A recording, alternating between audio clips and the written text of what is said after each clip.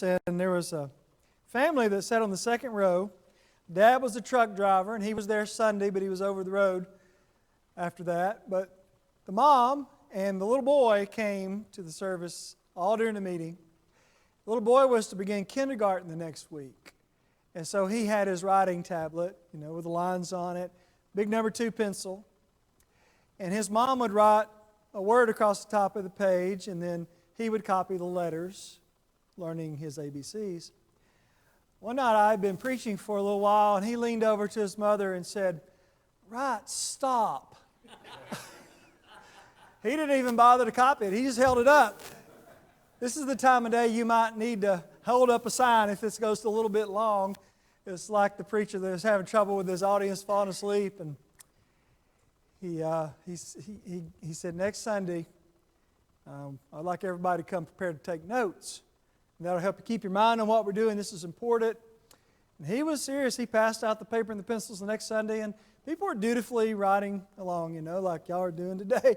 And a visitor came in late, sat in the back, noticed everybody taking notes, but he didn't seem to be saying anything all that noteworthy. So he leaned up to look over the shoulder of the lady who was sitting in front of him to see what she was writing. And she was writing, "Don't fall asleep, don't fall asleep." So if you need some help in this session, I know this is right after lunch. This is an important session. We're going to talk about plugging the leaks. Every day starts out with a lot of promise, but not every day ends with a lot accomplished. One of the reasons for that is that we let our day come at us instead of we come at our day. Sometimes we allow a little time to leak out here and a little time to leak out there, and before long, we putting everything we were going to do off till tomorrow that we had intended to do today.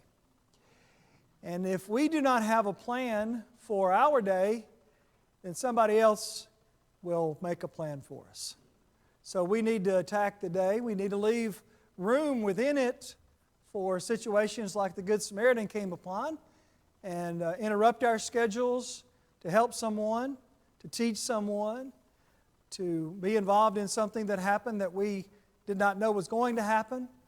But by and large, we have a script that we're going by, that we intend to accomplish these things during this day, and if we don't, we'll work on the rest of it tomorrow. Someone said that time is a lot like a bucket.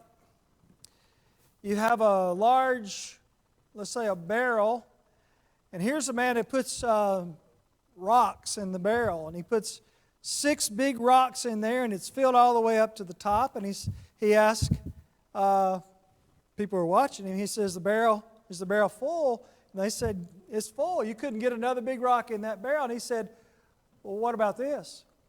And he reached over and got a bucket of gravels, and he poured them in the bucket, and they settled down between the big rocks. And then he said, "Is it full?" And by this time, more people had gathered. And they said, "Yeah, it's full now. You mean you got all those gravels in there too?" And he said, "What about this?" And he reached around and got a bucket of sand.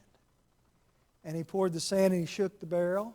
And the whole container of sand fit in with the rocks and the gravel. And he said, "Well, is it full now?" And they said, "Well, it looks full to me." And he reached around and got a large container of water and poured it in, and all the water fit in there. That's the way life is. We have the big rocks. Everybody has to sleep. Everybody has to eat. Everybody has to work. There are certain responsibilities that are going to take a segment of our day every day. But there are other parts of our day that are more like the gravel. They take some time, and they can fit in between. Maybe, I get to work. I've got a break every hour at work. I've got a lunch break. I get home in the afternoon at such time before I go to bed. I've got those discretionary hours. I've got a day off or 2 days off. So I've got the big rocks. I can't do much about those.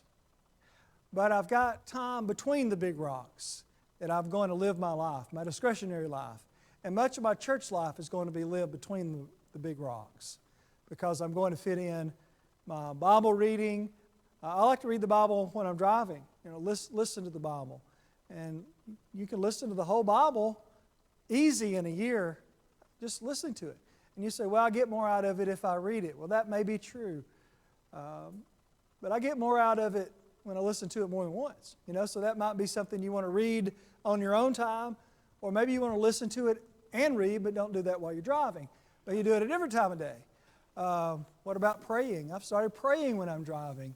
I used to always think I had to close my eyes if I was praying, and I decided, the Bible doesn't say that. So I'll pray a lot driving now because I'm on the road. A lot of us are on the road a lot, and that's a good time to use that time. So you can fit, what I'm trying to say is you can fit things in parts of the day when other things are not really that movable. You think about the Ethiopian eunuch in Acts 8, I think this is verse 28. He was riding along in the chariot, and what was he doing?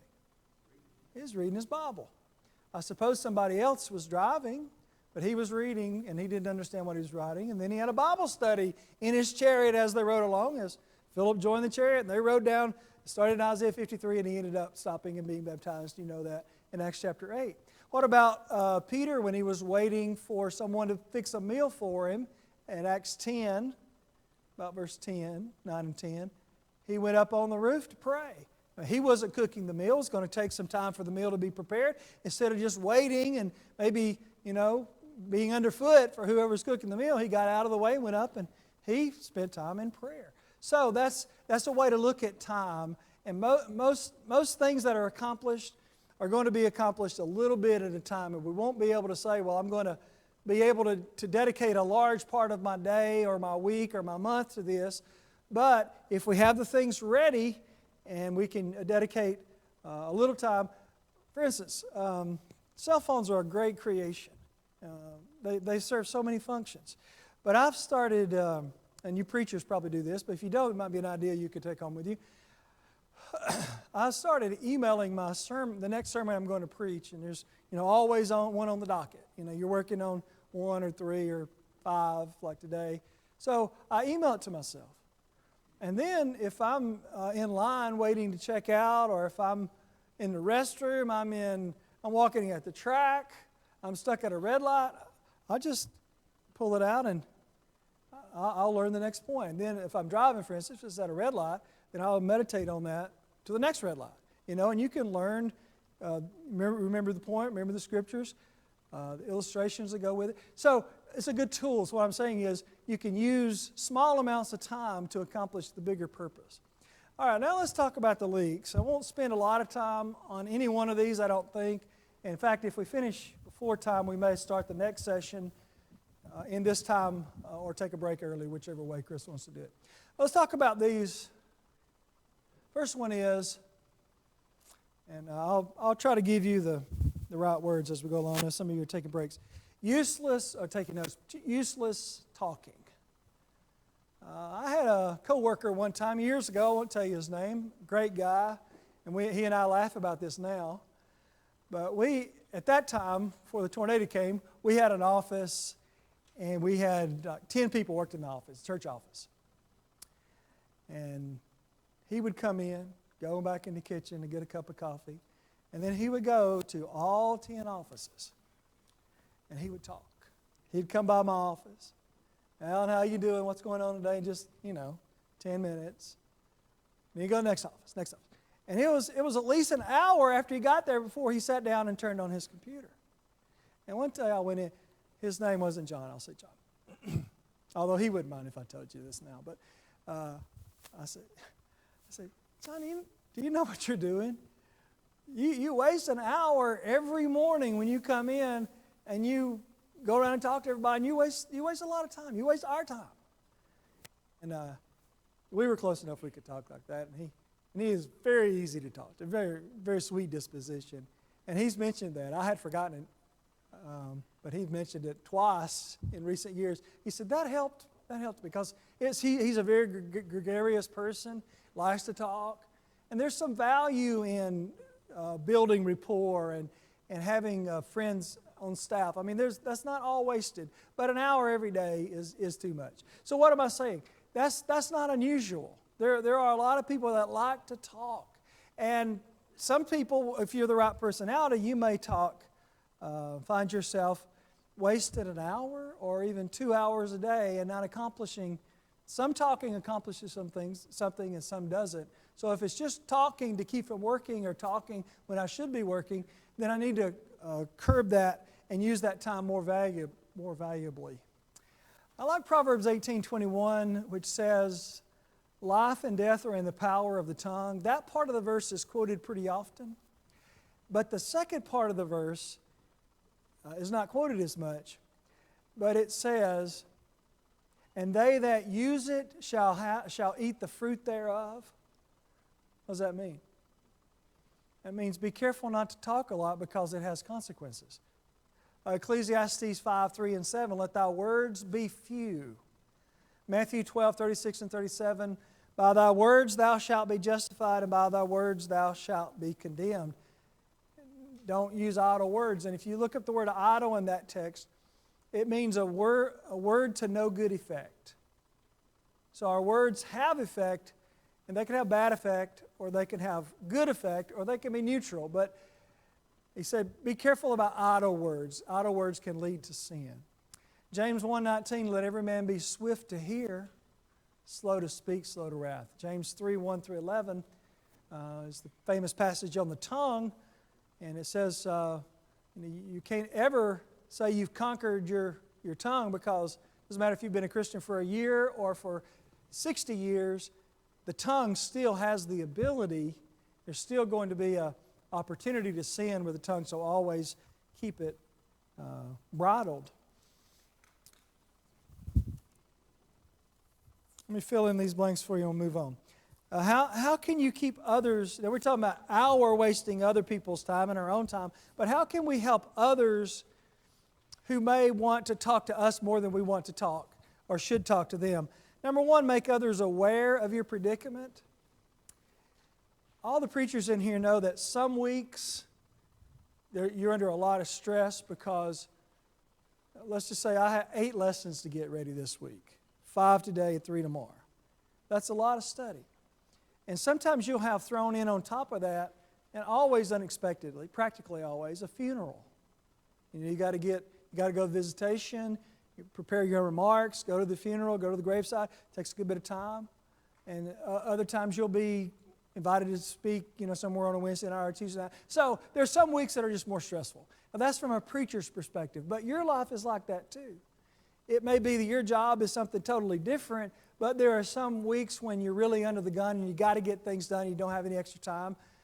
Well, those weeks, it seems like, are the weeks that people want to stop by and talk for a while. It's like, but just be straight with people. Here's one solution to that. Is to say, I always enjoy talking to you, but this week is really a tough one. Just be honest. Say, I got to get my funeral written before tomorrow. Could we have lunch next week? I'd love to. I'll buy your lunch if you got a day next week. And, oh yeah, that's fine, brother. No problem. I didn't know. Brother Winkler used to say, if somebody comes in to his office, he said, first, stand and don't sit. In other words, if you it's not I'm not talking about a counseling session or somebody that you want to spend some time talking to, somebody just come by to shoot the breeze. He said, if you stand, then that means the conversation will be shorter generally. Number 2, he said, if you're sitting when they come in and they're here, you turn your body catty-cornered to them, facing your computer. So what does that communicate? Well, I got some work I need to do. Somebody who's got social skills, they pick up on those things. There's some people that they don't pick up on it. And that's okay. People have different talents, different abilities. Some people, they just oblivious. But most people will say, and they won't be upset about it. It's like he's busy. He's working on something. I get it. I'll come back later, or. But there are visual cues you can give people. So that's number 1. Make them aware of your predicament. Number 2, take steps to ensure that people can reach you, but only under conditions over which you have control. For instance, if you need to have a meeting with somebody, but it's a person that tends to talk a lot and it's hard to get away from, have that meeting at a restaurant. not in your office. At a restaurant, it's easier to say, well, we better get this, the waitress going to come by, I better pay this bill. In other words, it has an end to it, which is what you want. Sometimes I'll meet people at the church building instead of the office. That's a different dynamic. Number 3, isolate yourself. It's not good for preachers to isolate themselves, but sometimes for a day it's a good thing. And it's not good for elders to isolate themselves. But if you got to get something done, Brother George Bailey I mentioned earlier, he was a preacher out in Texas for a large congregation for a lot of years. And his elders rented him a hotel room because the church office always had people coming in. And he would go, he'd go by the office, he would check his mail, and he'd greet the folks there. If anybody needed to meet with him, he'd meet with them. But then he would disappear. And people would come by, where's Brother Bailey? Secretary would, he's not here. Can I take a message?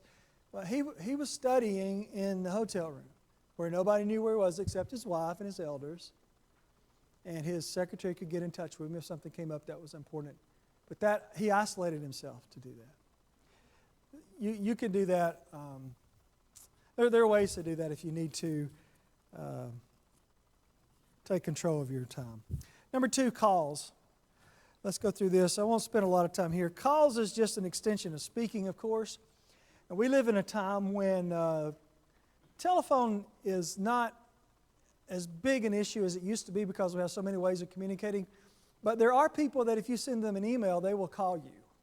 I'm like, I sent you an email. Don't pick up the phone and call me. There's a reason. Emails are better. Let me tell you why. One, they take less time.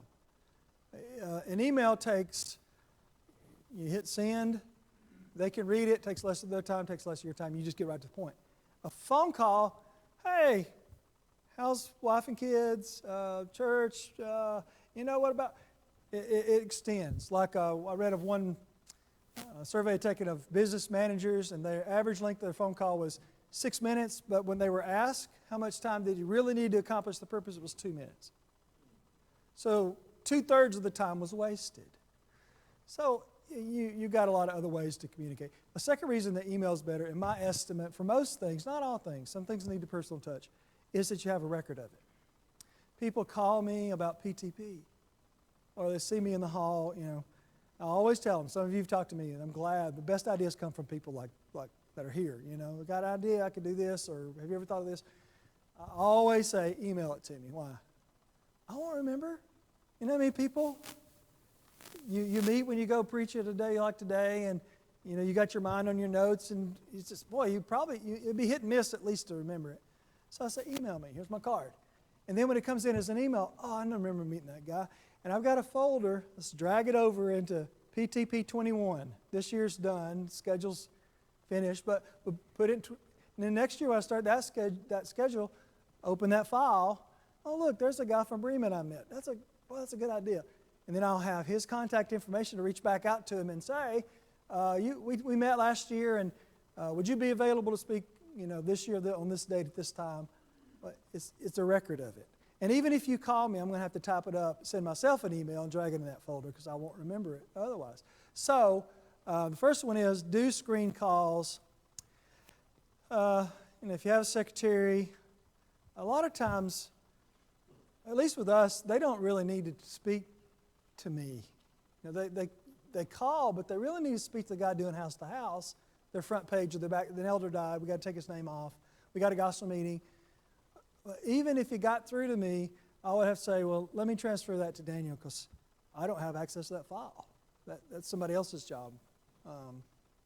So screen calls. Don't take, obviously, sales calls.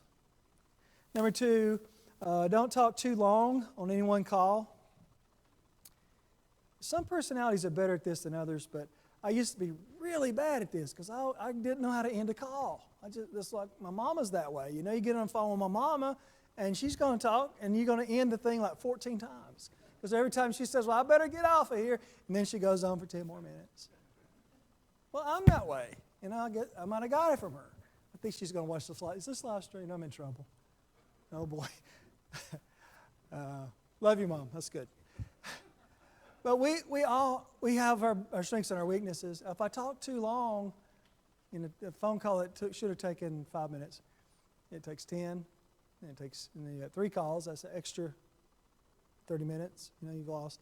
So don't talk too long. I have learned, though, most people don't want to talk to you any more than you want to talk to them after the phone call's over. It's like they also want to get on to what they're doing. So say, well, just end it. And people are happy about that. Number 3, do save up calls. I mentioned that earlier. Return them all at one time. And at a time when it's more convenient, like when you're driving down the road. And I appreciate people, and I try to do this with people, if they will email the day before and they'll say, I need to talk with you. What time tomorrow would be good? Or would 11 o'clock tomorrow be good? I appreciate that. You can work around that. Or I'll email them and say, I'm going to call you this week. What would be a good time? Well, that's considerate of another person's schedule. Don't get stuck on hold without anything to do. Our phones, I mentioned, email your sermon to yourself or whatever your Bible class you're teaching. I keep cards with me all the time. I have asked one of the secretaries to keep me a set of what we call members cards. And every member family, and we also do children's cards. So every couple and every child, they'll do me a hand addressed to John and Jill Smith, let's say. Address, stamps already on it, it's postcard. I keep a stack of those in my car, and then I'll put some in my bag, my computer bag. Then if I'm in an elders meeting, for instance, well, they talk about a lot of different things the elders meeting. Some of them I don't need to know about, or not anything private. Just they're talking about, getting somebody to handle a fellowship meal, whatever. Well, I'm over there writing cards. When it gets around to what they need me in there for, well, we'll talk to them. We'll talk it out. Sometimes I used to get frustrated at Walgreens, going through the drive-thru to pick up a medicine, because there's 3 cars in front of you, and now I just put in parking. I write cards. I got 20 cards written one time between where I was waiting from until I got to the window. 20 cards. And I wasn't frustrated. I was happy as a lark. And I had to wait for 30 minutes. It was, or I don't know, 15 minutes. So it seemed like a long time, but it was wonderful and then I went right from there straight by the post office and dropped them off. 15 people in the church got a card from the preacher that week, just because I got stuck in the line at Walgreens. It's not about the person, but it's just the idea. You can take the idea. Anybody can do that. So the same thing is true with phone tag. Phone, don't get stuck on hold. If you got some cards there, you could be writing out the cards. I put it on speaker and just keep working or whatever I'm working. If you call one of these numbers that you have to call for, like pay a medical bill, it takes forever sometimes to get to the right person. I'll just put it on speaker and I'll just work on my sermon, and then eventually you'll hear them come online and you can deal with it, and you didn't waste any time. I do handle phone tag correctly. The goal of phone tag most of the time for me is they don't need to call me back. Leave a message that's specific, that says exactly why you called them. Yes, I could come for the gospel meeting on these dates. If that's okay with you, I'll put it down. I have put it down. Then they don't need to call me back. But if it's not okay with them, they call me back or they email me. And I also usually will say that. If it's convenient for you, you can email me at allenhousehouse.com rather than call me back, because they'd probably rather do that anyway, and that way the record is right there where my calendar is and I can click it.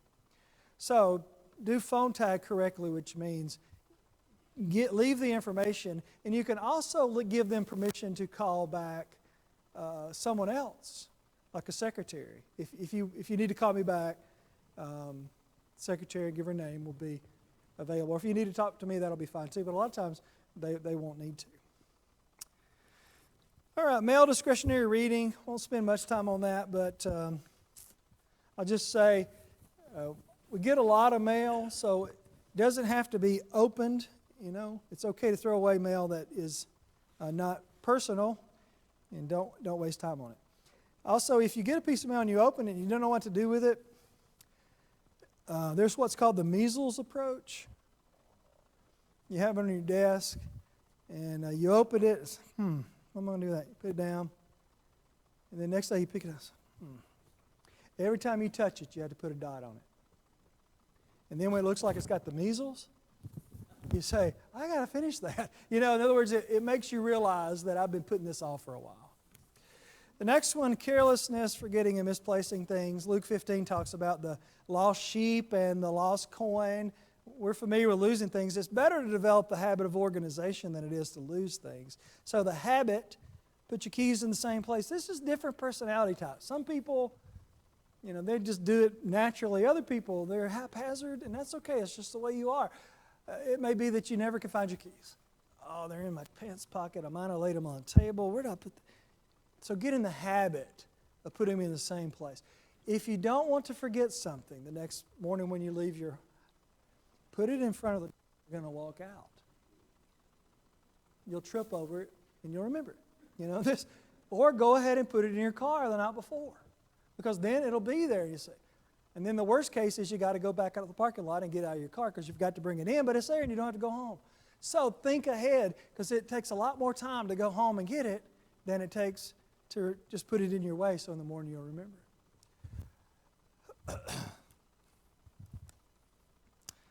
I'm not going to talk about keep files up to date. You can read through that section. So much is switched over to computers, and there's so many good programs on that. That'd be a good lesson by itself, but we won't talk about that. Let's move on. Let's see, is that all on that? That's all on that section. So let's go ahead. What time is this one supposed to be over?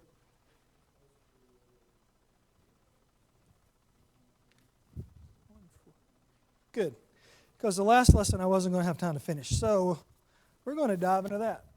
Let's go ahead. Is that okay? Okay. Let's go ahead and do that. Let's start on lesson number 5, developing good habits.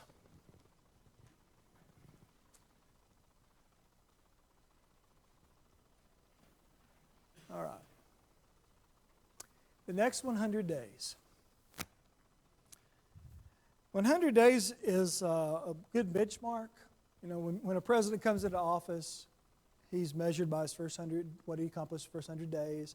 So that's a good benchmark. When a preacher goes to a congregation, if I get to speak to preachers in school, which once in a while I will, I'll do this lesson. I'll say the first 100 days that you're at a congregation, here's some things to do, and get off to a good start.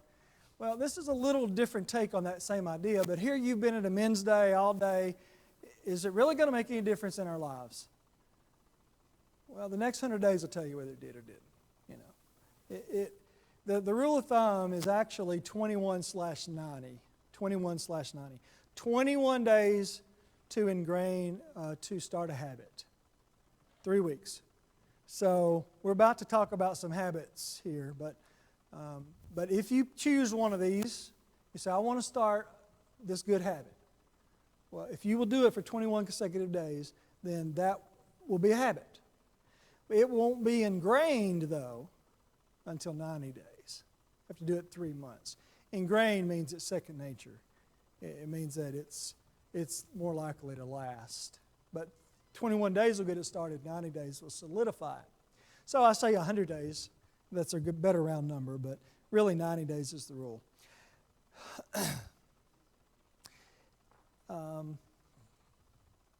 Let's talk about the number one. We'll spend a little bit of time. I'd like to spend more time here. Do a sin profile. We'll read from Psalm 119. Before the fruit of the Spirit can grow in our souls, we got to root out the sin. If you were going to plant a garden, before you could plant the seeds, you'd have to pull up the weeds and the bushes and move the rocks out of the way and till the soil. There's a preparation that needs to take place in our hearts just like that.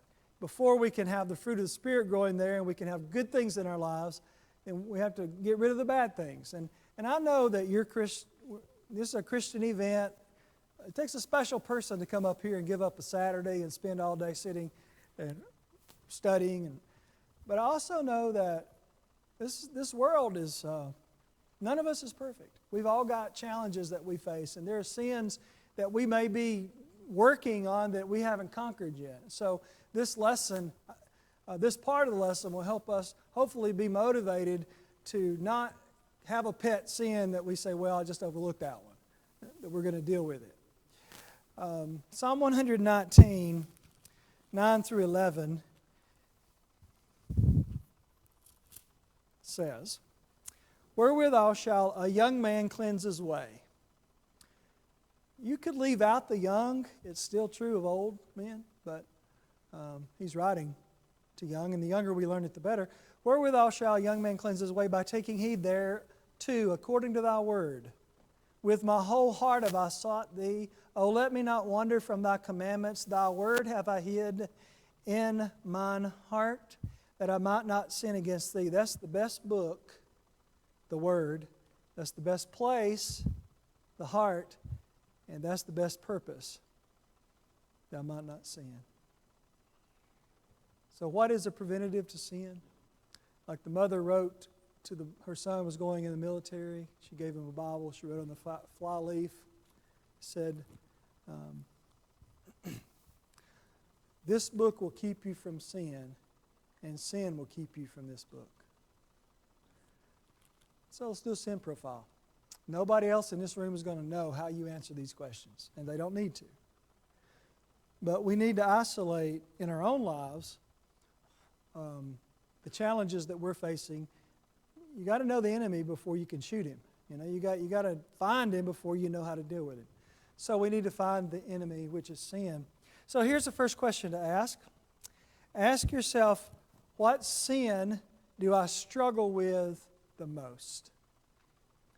There's 6 of these. You might want to write these down. I don't know if you can. You might remember all 6, but it might be better to write down. What sin do I struggle with the most? Now, it'd be different for different people. Hebrews 12 talks about 12:1 and 2 talks about the sin which does so easily beset us. Have you ever said about somebody or heard somebody say, "I don't know why he's confessed that 3 times. I don't have any problem at all with that"? No, you probably don't. But the sin that you have, he probably doesn't have any problem with. Some people have a personality where they're given to anger. I might not have that problem at all. But I might be given to lust when he's not given to that. Or I might be given to laziness when that's not his issue. So what I'm saying is, each of us needs to ask the question, what sin am I dealing with that I need to work on? The second question, what time of day do I usually commit this sin? What time of day? Is this a nighttime sin? Is this a highway sin? What time of day? Number 3, what day of the week do I commit this sin most often? Is this a Saturday sin? Is this a Sunday sin? What day of the week? Now, obviously, some sins, not every question is going to really matter. But it will help to isolate the sin that I'm dealing with. Number 4, who is with me most often when I commit this sin? Who is with me? Does it relate to a certain friend? 1 Corinthians 15:33, evil communications corrupt good morals. There's some people that bring out the best in us. Some people bring out the worst in us. So I might have a friend I enjoy being with, but really spiritually, boy, I have trouble not doing bad things when I'm with this person.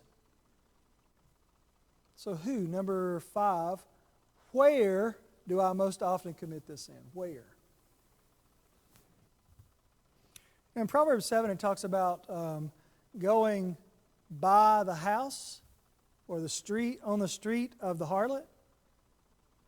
Well, why did he go on that street? Why didn't he, if it was the shortest way, why didn't he take the longest way? I've heard of people who had an alcohol addiction who could not go by a certain bar they used to go to or a liquor store without physically having the shakes. I've never had that kind of experience. But if that's the case, don't go that way. Go a different way. Number last, how do you feel after you commit this sin? That's a very important question to ask. I didn't say how do you feel before the sin. I didn't say how do you feel during the sin. How do you feel after the sin? That's what matters. Guilty, ashamed, frustrated, angry, numb. I mean, if I've gotten that far, that's not a good thing. There was a philosopher many years ago who heard that one of his students, was in a house of ill repute in town. He went down to the house of ill repute, and he called in the darkness. And he said, called him by name, we'll just say John again. John, are you in there? No answer. John, I know you're in there. Come out. Come on out. No answer. John, I'm not leaving until you come out. Finally, he said, I'm ashamed to come out. And the philosopher said, there is no shame in leaving a house of ill repute, but there is great shame in staying. You say, well, I'm ashamed of my sin. Well, we ought to be ashamed, but you know, a person who responds to the invitation and says, I have sinned, that person is not to be looked down upon. They are to be admired. There is no shame in leaving sin. The shame is remaining in sin. It's sitting in the pews knowing I need to do something about it.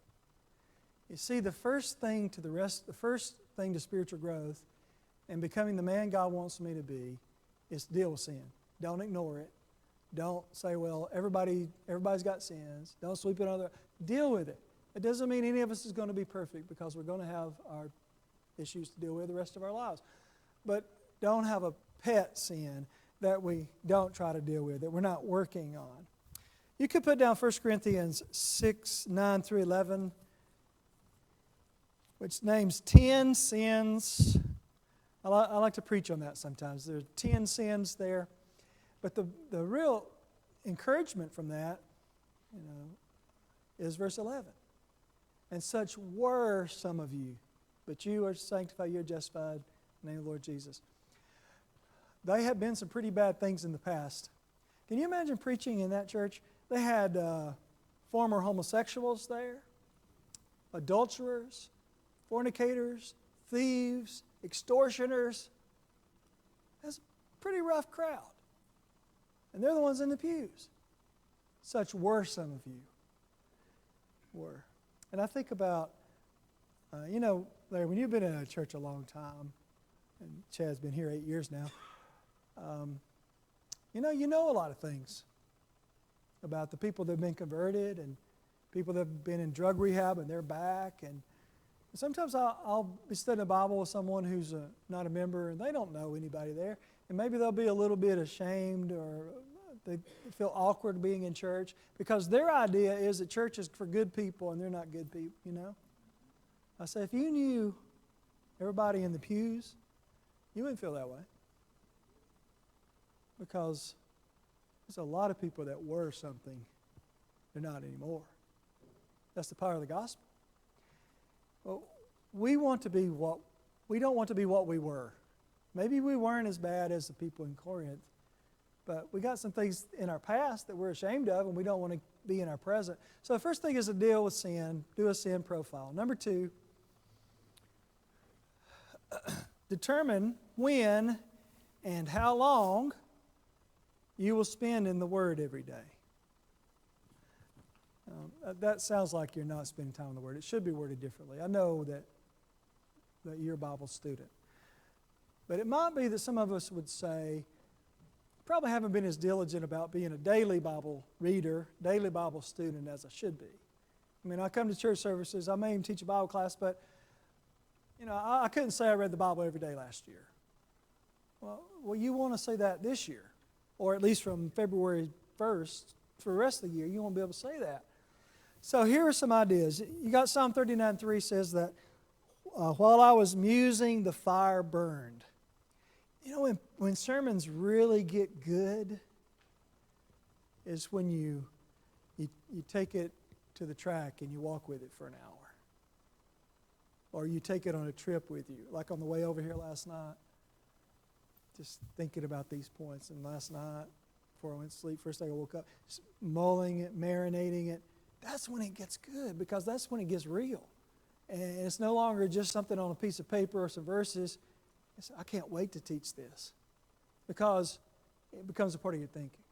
Well, that's what this is saying. When I was musing, the fire burned. That's not just for preachers. You know, when you read your Bible at home and you take a verse out of it and you take it with you to the shower or to mow the grass or to feed the horses, whatever it is you're doing, you say, boy, that was a good verse. And then oh, wow, I never thought of it like that before. And then, yeah, but if that's true, then what about this other verse over here? And that's exciting. You know, then it's not just checking it off of a list. I read my chapters today. It's reading for health. It's feeding the soul. So do that. Psalm 39:3. Colossians 3:16, let the word of Christ dwell in you richly. That last word is the key to that. Let it dwell in you, not in a book, but in the mind.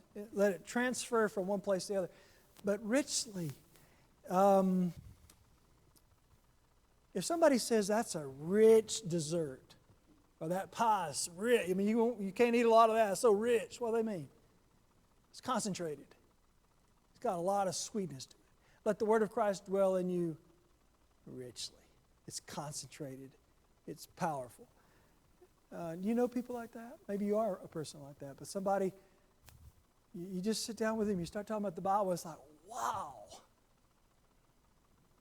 Well, that's the kind of person you want to be. You want to be the wow person, but you can't do that. It takes a long time. And not all of them are preachers. A lot of them are. But there are people that I talk to, sometimes that's richly, the word dwells in richly. They're an elder, or they're just a member. But they have been in the book. And that's the wonderful thing about the Bible. It's not just for professionals, is it? It's for everybody. Okay. Let me finish up this point. We'll take our break. Put down, and this has no right answer. This is just for your use. What time of day?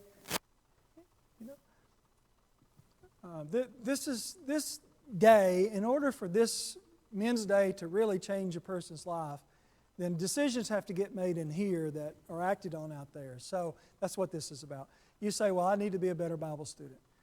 Okay. Well, what does that mean? We mentioned early SMART goals. A part of SMART goals is a time. It has to be time sensitive. So put down, are you going to study first thing in the morning? Would it be worth getting up 30 minutes earlier to read your Bible if that's the only time during the day you had to read it? Would it be worth giving up half of a lunch break?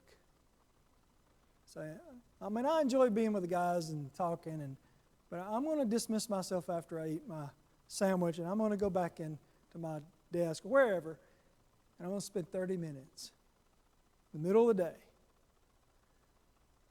Some people are night owls. Maybe you'd prefer but decide what works for you. Number 2, how long? A realistic goal, you might be tempted to say, well, I'm going to do an hour a day. That'd be good, but that might be too much. It might be hard to actually do that. So you might say, I'm going to do 15 minutes, 30 minutes. What about the goal? Well, that's personal, but what do you want to accomplish out of your Bible reading? That will be whether you keep doing it or not.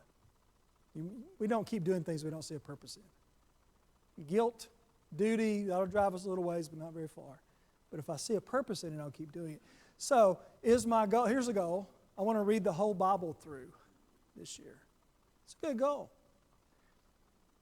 You know, there's some people that are going to die and go to God, face God in judgment who've never read the Bible. I'm talking about people in church pews. They have never read the Bible. I don't want to be that person. So that might be your first goal. I was going to read the whole Bible through.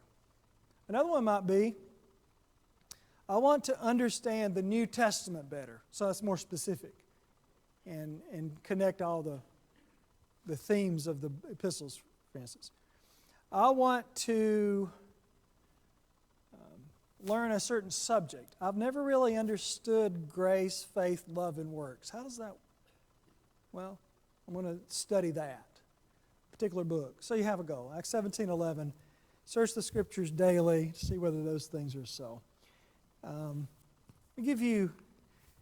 I remember listening to old preachers when I was young, and I thought, he stretched that too much. He's been preaching too long. That may be where I am now. But listen to this. It seems like God might have done this on purpose. Did you know that if you will read 100 verses a day, 6 days a week, for 52 weeks, you will have read 31,200 verses. You know how many verses are in the Bible? 31,102. That's a pretty round number, isn't it? 100 verses a day, for every day except Sunday, every week. You'll read the whole Bible through. How long does it take to read 100 verses? 15 minutes? If you're a slow reader. Pulpit rate. Pulpit rate is 200 words a minute. And that is the rate you can read it out loud. It takes 70 hours to read the Bible at pulpit rate. Most people read a lot faster to themselves, so it would be less. But 15 minutes? Well, most of us commute 30 minutes a day. Well, there's Bible reading. There's getting the whole Bible read just commuting back and forth to work. Here's another way to look at it. 4 chapters a day. 6 days a week will get you through the whole Bible 1 year. 4 chapters. Average length of a chapter is 26 verses. So you're back to 100 verses, but 4 chapters. Now some chapters are like Luke, long. Some chapters like Philemon, short. But on average, 4 chapters will get you through. Or here's another way. If you will read the Bible 20 minutes a day, you'll finish the Bible in a year. And then there's what I call the Robert R. Taylor Jr. plan. Do y'all know Brother Taylor? What a great man. He started doing, we had him for a gospel meeting, and I wrote an article after he left. And the title of the article was, "What's Wrong with Robert R. Taylor Jr.?" Sent it to him, and his wife showed it to him. It scared him, he said. But the article was about his Bible reading plan. He started doing this when he was at Harding University. And I had heard this about him, and we were sitting at a fellowship meal, and I asked him about it. He said, yeah, it's true. He reads the whole Bible through every year and the New Testament through every month. And you know how you do that? Well, I'll give you the numbers, and then I'll tell you how he does it. 3 chapters from the Old Testament, 9 chapters from the New Testament. If you do that, you'll read the whole Bible through in a year and the New Testament once a month. 9 chapters in the New Testament, 3 chapters Old Testament. But I asked him how he did that. He's busy. I mean, he's a preacher. He travels a lot. I mean, he said he pulled out this pocket Bible, and it was falling all apart, And you could tell it had been used. He said, well, I just keep it in my pocket, and I just read it all during the day whenever I got time. That same thing about writing the cards at the red light or on your phone. And it's the same thing, except it's old school, just a pocket Bible. And then you hear him preach. I mean, he's not a dynamic preacher in the sense that, but boy, you hear him and he just has such insights. He just quotes the scriptures, not like he was in school and learned them, but like he knows the shepherd. Well, that's beautiful. And he spent time in the Word. So we want to be like that. First one, do a sin profile. Second one, determine how long and when you will read the Bible. We'll take a break if that's okay now. We'll come back and finish it up.